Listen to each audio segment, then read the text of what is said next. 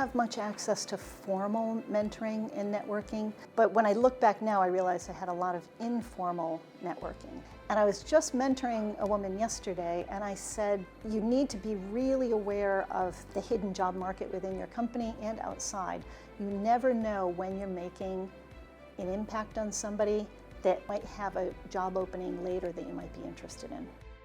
Women tend to be less well networked than men, and that can mean that they can fly below the radar. When you're thinking about promotions, if men are networking more, going out more socially after work, and if women tend to have more caring responsibilities and are not kind of socializing after work, they might be left behind in applying for being noticed for potential openings in the business.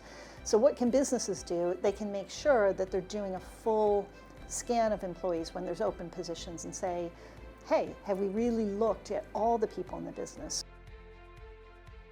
Some of the steps I've taken proactively to overcome some of my career barriers, the first thing I needed to do is get control of my time. Women typically serve multiple roles in their life. So as a senior leader, senior executive in a business, that is all consuming.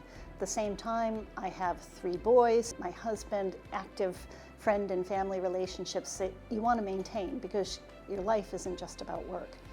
So the way that I did that was to get very strongly on top of my time management, but mostly my priority management. I learned a lot about not just maximizing your time to fit in the most in the day, but making sure that you were fitting in the most important things to you. I think that was probably the single most important thing I did to really support my career.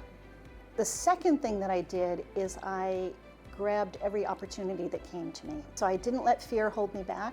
The same with public speaking. I embraced it and I took every speech I had the opportunity to do so that I could really learn to speak and not be afraid. I have always had a really clear understanding about where I wanted to go. I was unhappy in my job and I read a book about mapping out what your ideal job is. I realized that the job I had was very, very close to my ideal job, but there was one part of it that I absolutely hated, and that was doing all the tedious administrative work. I just hated that part of my job. One way to think about it is to actually reverse that and think about your job from hell. And as you kind of list all the traits of your job from hell, then take the opposite of that, and that may be your ideal job. So you need to think about what kind of flexibility you want, what kind of income you want, what kind of skills you have and you want to use, and how to move forward from there.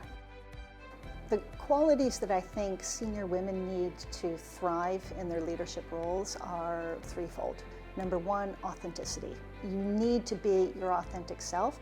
Don't try to be someone else. Be the best version of yourself, not a poor version of someone else.